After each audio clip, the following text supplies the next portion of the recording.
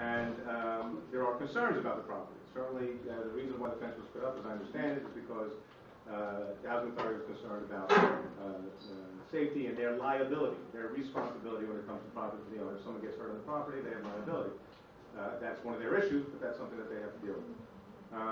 There was a recent issue that was raised regarding that property and the fence, whether or not the fence was done properly.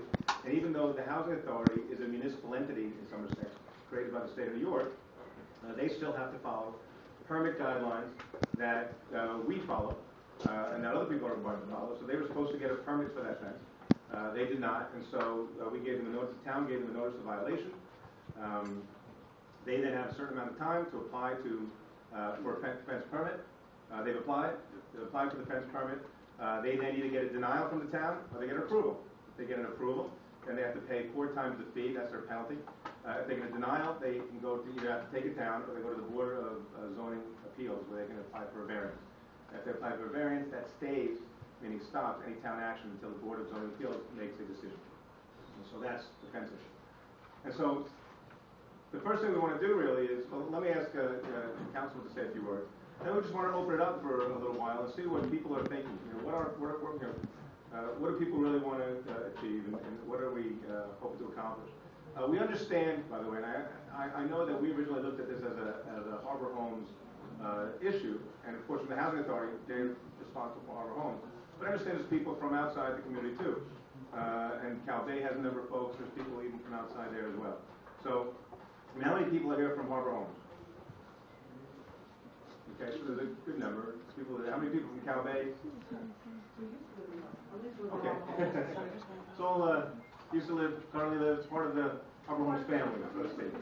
Yeah. But we live in Cal Bay, it's right next door. So then there's other people from other parts of the community also have concerns, by the way, just in terms of open space and parkland. And those are legitimate concerns too.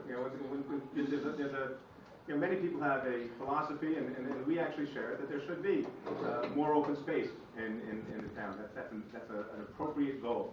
The question is cost and liability and issues that arise when one tries to acquire open space. But it's clearly a legitimate concern, and there's a number of people that are here because that's what their interest is as well. So let me introduce Councilman Pollack and say a few words, and then we'll open it up for some questions and try to get what people are. We're here because obviously there's a lot of interest in this property throughout Portland. This is an 1.5 acres of open wooded space, and everybody is concerned about what happens to it. The people who live closest to it are concerned about what might happen to it in terms of any development. The people who live here in Harbor Homes or Cal Bay, and certainly only until a few years ago, this was a recreational area that was used by the families for basketball and other activities. So the real question is not so much how did we get here tonight, but where do we go from here? How do we get a consensus about what should happen to this property, and how do we get past all of the legal and financial issues and get to where we want to go? It's not going to be quick. It never is with government, so we do have to know collectively where we want to go, or nothing's going to happen. And so the really point of tonight is to listen to people and hear what you have to say, hear your concerns, and let's try to figure out how we get from where we are to where ultimately we want to be, whatever that may turn out to be. All right, so let's just open it up and just throw stuff out. Let me get to you then. Yes, of course. So let me just take exception to one thing you said, and then Okay. Some of my thoughts. You said it's a large parcel of land. It's not. Okay, fair enough. We're talking about 1.5 acres, I believe, which is a postage-sized stamp when you compare it to the hundreds of acres that's across the road here called the Sands Point Countryside. It's nothing. It's a postage-sized piece of land.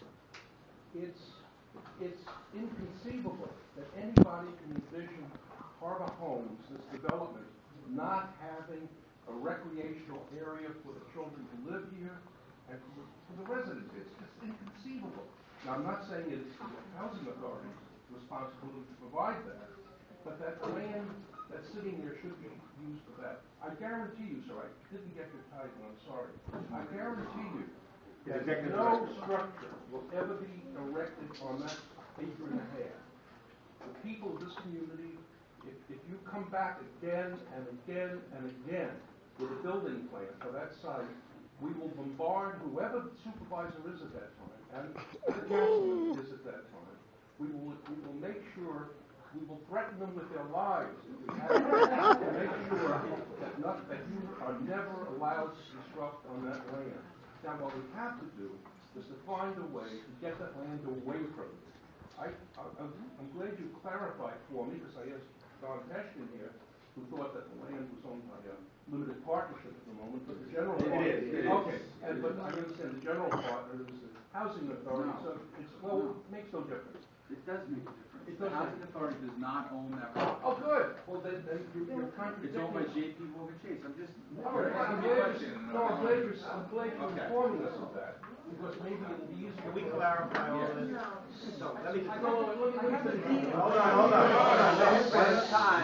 Let him finish. Because one of the reasons for the meeting is so that we can get the clarification. No, I'm So glad you let him finish. clarified it, because we have to find out who we have to deal with to get the land away from whoever owns it, so that it can be reestablished as a park. That land has to have some monetary value. I don't know what it is. $500,000, $1 million, $2 million, whatever it is. You know what? This community will come up with the money to buy that land away from whoever owns it, so that it will. I mean, we have people living in this community, Eddie Slade, other people, who spend hundreds of thousands of dollars for a garden or for a tract at the JCC.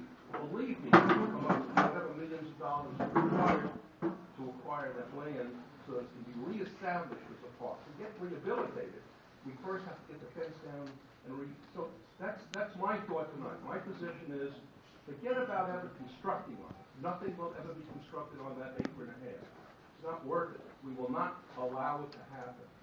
And what I'm hoping to hear from you guys is to guide us as to what the compensation is going to have to be required so that it can be established. Thank you. Thank you. Why don't you... I'd like to just point out... Wait, hold on. Okay. Yeah, let him continue. Very simple. I have in front of me the deed to this property. It's not in the name of the housing authority at all. It's in the name of Harbor Homes LP. This land, I'll tell you what it's valued at. Okay. No, it's not. I'll tell you what I want to do. I'd like you to take a look at it, right over my shoulder. It's valued at $10. What year was that? That's just a legal term in the deed. It's not about it. This deed that I have here is very old. It's dated 2000, November 2003. What was it purchased for? What was it purchased for? $10. They purchased it for $10. Can we let me clarify that. $10 is a term we put in the deed all the time. You never put the purchase price and transfer of the property.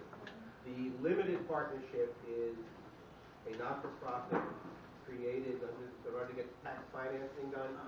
The board of the directors of that corporation is the board of the housing authority by state law. But it's a private not-for-profit corporation. The $10 is not the value. In order to determine the value, it has to be appraised by a professional appraiser, and then you figure out what it's worth. Okay? That's $10 you would all use. Who was it purchased from? The housing authority transferred it pursuant to state law to this not-for-profit corporation in order to make it eligible for the tax credit financing. In order to get tax credit, just so everyone knows, there's a law created years ago to allow housing authorities to be able to use tax credits to fund redevelopment of the project. So they, what happens is you create a third-party corporation. And Fred, of course, and I know Fred knows a lot more of the specifics, but essentially they create a third-party corporation, so they have this other corporate entity. They can then sell the tax credits, and they use that money, which is millions of dollars, to rehabilitate the buildings. And that's how our homes was rehabilitated, through these tax credits. So that's why the housing authority did that. The housing authority turns over the property for whatever sum, for the understanding that it's going to be rehabilitated through tax credit money. So that's what happened. I'm sorry. Okay, yeah.